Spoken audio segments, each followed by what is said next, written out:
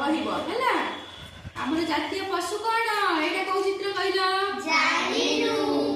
ଜାଣିନ ଏଇଟା କୋଉ ଚିତ୍ର? ଏଇଟା ହଉଛି ବାଘ। ଜାତୀୟ ପଶୁ ତାହେଲେ କଣ? ବାଘ। ଜାତୀୟ ପକ୍ଷୀ